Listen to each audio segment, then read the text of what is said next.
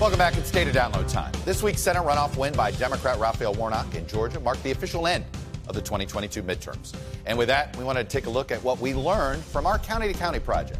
This is the set of hand-picked counties that we here at NBC News have used to try, all across the country, try to examine how different segments of the electorate voted this cycle. Younger voters, rural African Americans, evangelicals, working class voters, and Chamber of Commerce Republicans. So let me start here with rural African Americans. This was a key place to look to see, could Democrats flip North Carolina? Well, you can see here in Anson County, the answer is no, and here's one reason. Beasley underperformed Biden in Anson, and you saw turnout in general. She underperformed in all the rural African American counties in North Carolina.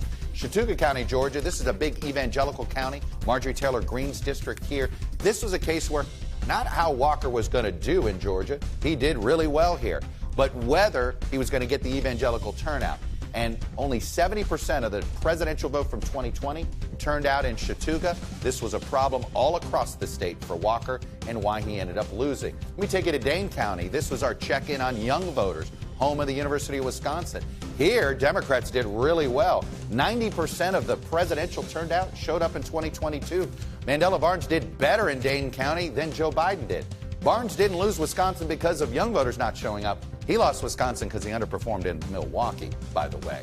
Meanwhile, Delaware County, Ohio's our check-in with Chamber of Commerce Republicans, and you could tell Mike DeWine did really well in this county. He is more of a center-right Republican. Look at how J.D. Vance, a Trump Republican, did. He still carried it, but by double digits less than what DeWine got. It tells you there's a problem growing here if you're a Trump Republican in some of these places.